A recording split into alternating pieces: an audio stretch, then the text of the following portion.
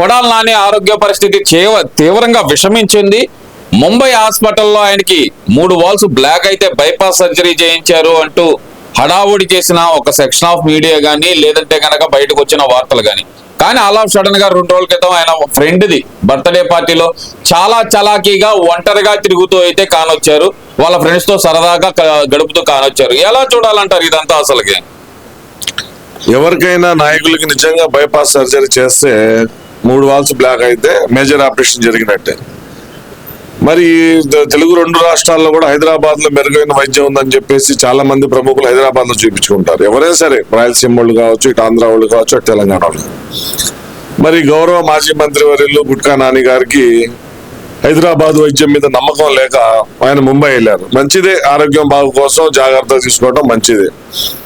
మరి నిజంగా 3 walls black అయ్యి అతన్ని బైపాస్ సర్జరీ చేస్తే కనీసం 3 నెలలు రెస్ట్ తీసుకోవాలా. దేనికైనా డాక్టర్ సలహాలు ఇస్తారు, 2 నెలలు 3 నెలలు బయటికి రావద్దు, మీకు వేరే ఇతరుల నుంచి ఏదైనా జబ్బులు వస్తే మీరు దాన్ని తట్టుకోలేరు కాబట్టి అని చెప్పేసి, ఎలర్జీ లాంటివి కానీ ఏదైనా వస్తే మీరు తట్టుకోలేరు కాబట్టి 2 నెలలు 3 నెలలు ఇంట్లోంచి బయటికి రావద్దు, ఆరోగ్యం జాగ్రత్తగా అని చెప్తారు. మరి నాని గారి గుడివాడ గుట్కా నాని గారికి మరి బైపాస్ జరిగిందో లేదో, మరి ఆయన కనీసం 2 వారాలు కూడా తిరగక ముందే వచ్చేసి స్నేహితులు సన్నిహితుల బర్త్డే పార్టీలో పాల్గొని ఒక్కడే ఉల్లాసంగా ఉత్సాహంగా గుడివాడ రౌడీ తిరిగినట్టు తిరుగుతున్నారు.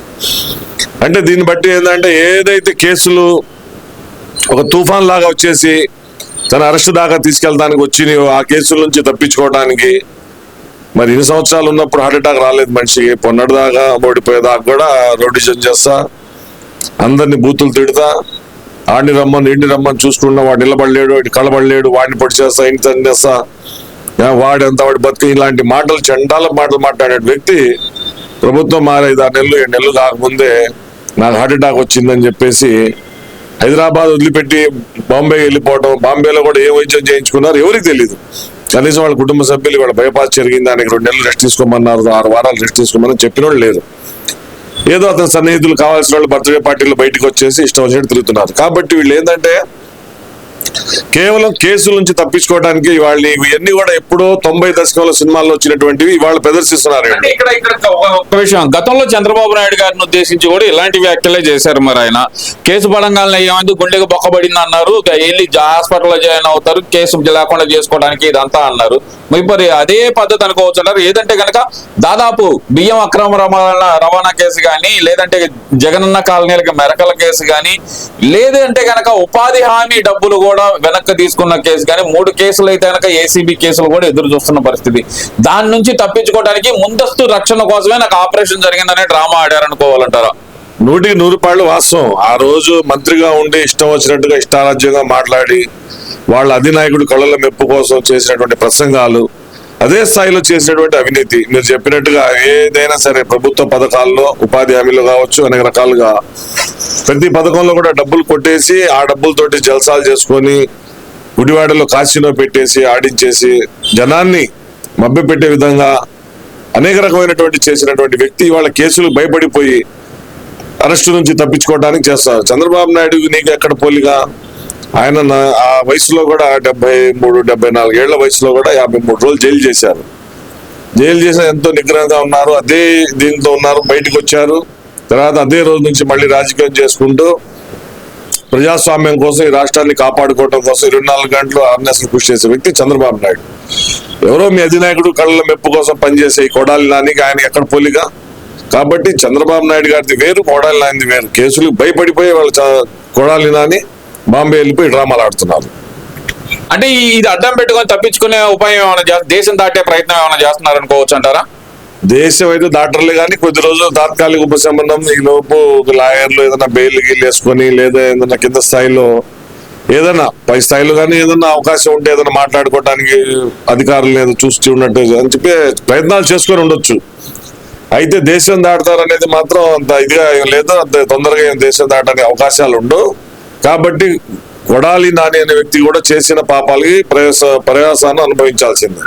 ఆంధ్రప్రదేశ్ లో వైసీపీ నాయకుల మధ్య సమన్వయం ఏమన్నా కొరవడింది అనుకోవాలంటారా? ఎందుకంటే అంబటి నుంచి బొత్స వరకేమో రాష్ట్రంలో రెడ్ బుక్ పాలన నడుస్తుంది, రాష్ట్రంలో అరాచకం పెరిగిపోతుంది అంటూ మాట్లాడుతున్నారు. మరి అదే పార్టీకి సంబంధించిన జోగి రమేష్ మాత్రం రెడ్ బుక్ ను మడిచి ఎక్కడో పెట్టుకోమంటున్నాడు. వాళ్ళ మధ్య సమన్వయం ఏమన్నా కొరవడింది అనుకోవచ్చు అంటారా? అందరికి నమస్కారం. మైండ్ గేమ్ ఆడటంలో మొట్టమొదటిగా రాజకీయాల్లో ఉన్న పార్టీ వైసీపీ పార్టీ. కాబట్టి వాళ్ళ యొక్క మైండ్ గేమ్ ఎలా అయితే అలా చేయాలి, ఏదనుకుంటే అది సాధిస్తారు. రెండు పక్కల వాడతారు. వాళ్ళకి రెండు పక్కల పొద్దులుగా వాళ్ళ డైలాగులు కానీ వాళ్ళ ప్రతిది కూడా అలాగే ఉంటుంది. వాళ్ళ పార్టీ నాయకులు రెడ్ బుక్ రాజ్యాంగం నడుస్తుందని చెప్పేసి కొంతమంది అంటారు, మరి కొంతమంది సన్నాసులు రెడ్ బుక్ తీసుకెళ్లి ఎక్కడో పెట్టుకోండి అని చెప్పేసి అంటారు. ఇట్లాంటి వాళ్ళు కూడా నిజంగా చట్టపరంగా న్యాయపరంగా శిక్షించాలా. రెడ్ బుక్ కూడా అది ఏదో ఎవరి మీద కక్ష సాధింపుగా పుట్టిన బుక్ కాదు. అది ఎవరైతే అరాచకం చేశారో, ఎవరైతే అధికారాన్ని అడ్డం పెట్టుకొని ప్రజల్ని కానివ్వండి, వేరే పార్టీ నాయకులు కానీ హింసించారో, హింసను ప్రేరేపించారో అట్లాంటి వాళ్ళ కోసమే రెడ్ బుక్ పుట్టింది తప్ప ఏ పార్టీలో ఉన్నా సరే మంచి వాళ్ళు, మంచి నాయకత్వ లక్షణం ఉన్న వాళ్ళ జోలికి పోయేది కాదు రెడ్ బుక్. తప్పుడు విధానాలు చేసి ఆ రోజు వీరంగం చేసి ఒక మాజీ ముఖ్యమంత్రి ఇంటి మీదకి వెళ్తాను నేను అని చెప్పేసి వాళ్ళ అధినాయకుడి కళ్ళల్లో ఆనందం చూడటం కోసం చేసినటువంటి విజయవాడ జిల్లాకు సంబంధించినటువంటి జోగి రమేష్, మరి వాళ్ళ ప్రభుత్వం మారంగానే జావ గారిపోయి, నీరు గారిపోయి తెలుగుదేశం పార్టీ నాయకులు కార్యక్రమాల్లో పాల్గొని బతిలాడుకొని ఏదో ఒకటి చేసుకునే పద్ధతికి వచ్చారు. మళ్ళీ ఇప్పుడేమో రెడ్ బుక్ తీసుకెళ్ళి ఎక్కడో పెట్టుకోమంటున్నారు. ఎక్కడో పెట్టేది కాదు, అది పెట్టాల్సిన చోటుకి ఎక్కడ పెట్టాలో అది వాళ్ళకే పెడతారు. కాబట్టి వీళ్ళకి సమన్వయ లోపం అనేది కూడా ఏం లేదు. వీళ్ళందరూ కూడా రకమైన ముఠా కాబట్టి ఆ ముఠా ఎప్పుడు ఒకేలాగా ఉంటుంది. ముఠాలోని వ్యక్తులు వాళ్ళ స్వభావాన్ని బట్టి, మనస్తత్వాన్ని బట్టి, అవసరాన్ని బట్టి వాళ్ళ యొక్క బాడీ లాంగ్వేజ్ తీరుని మాట్లాడుకుంటూ ఉంటారు. అంటే ఇక్కడ ఇంకో విషయం కూడా చూస్తే కనుక అంబటి రాంబాబు పదే రోజుకు ఒకసారి అయినా సరే రెడ్ బుక్ రాజ్యాంగం అంటూ మాట్లాడటం కానీ, లేదంటే కనుక రాష్ట్రంలో అసలుకి పోలీసు వ్యవస్థని కించపరిచే విధంగా మాట్లాడటం కానీ, అసలు పేరు నాని అయితే కనుక ఏకంగా పైనుంచి పచ్చొక్కవాడు నా కొడుకు ఎవడో చెబుతాడు, కింద వీళ్ళు చేస్తా ఉంటారని చెప్పి పోలీసుల్ని ఒక చేతగానితనంతో మాట్లాడటం కానీ, అసలు ఎలా చూడాలంటారు ఇదంతా? పోలీసులు చేతగానితనం. మన తెలుగుదేశం కూటమి ప్రభుత్వం ఏంటంటే ఒక సిస్టమేటిక్ గా ఉంటుంది. ఎవరి జోలికి అనవసరం వెళ్ళకూడదు, ఎవరిని కూడా మన అన్యాయంగా ఏదైనా ఇబ్బంది పెట్టకూడదు అనే ఒక ఆలోచనతోటి ఉంటారు. కాబట్టి అది వాళ్ళకి అడ్వాంటేజ్. ఎవరైతే దొంగల ముఠా ఉన్నారో ఈ దొంగల ముఠాకి అది అడ్వాంటేజ్. అలాంటి వాళ్ళలోనే అంబటి రాంబాబు కానీ, పేర్ని నాని కానీ ఇష్టం వచ్చినట్టుగా మాట్లాడుతూ ఉంటారు.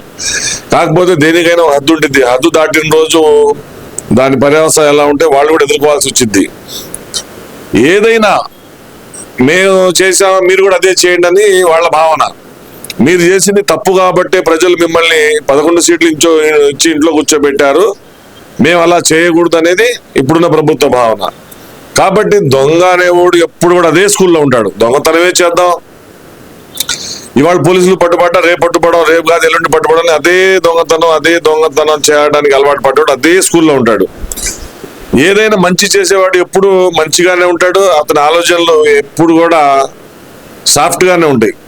కాబట్టి వాళ్ళ ప్రభుత్వం మారినా, వీళ్ళు ఓడిపోయినా కూడా వీళ్ళ అలవాట్లు, వీళ్ళ హావభావాలు ఎక్కడ చూసినా కూడా దొంగతనానికి సంబంధించి, దొంగల ముఠాకు సంబంధించిన విధానాలుగా ఉంటాయి తప్ప ప్రజాస్వామ్యబద్ధంగా నేను ఒక రాజకీయ నాయకుడిని, నేను 10 మందికి హితబోధ చెప్పే విధంగా ఉండాలనే ఒక సిస్టమ్ వైసీపీలో చాలా మంది నాయకులు లేదు. కాబట్టి వీళ్ళు ఇవాళకి కూడా ఇంకా సిగ్గులేనితనంగా బయటకు వచ్చేసి ఇంకా అవే హావభావాలు ప్రదర్శిస్తూ ఏదో వాళ్ళ క్యాడర్ని కాపాడుకోవడానికో, లేకపోతే వాళ్ళలోని ఆ లోపల ఉన్న సైకోవిజాన్ని సంతృప్తి పరచడానికో ఇలాంటివి చేస్తుంటారు. కాబట్టి వీళ్ళని చూసి మనం ఆలోచించాల్సిన పని లేదు. మన ప్రభుత్వం ప్రజాస్వామ్యబద్ధంగా వెళ్ళింది, కానీ కన్ను ఎర్ర చేస్తే వీళ్ళందరూ కూడా లోపల ఉండాల్సిందే.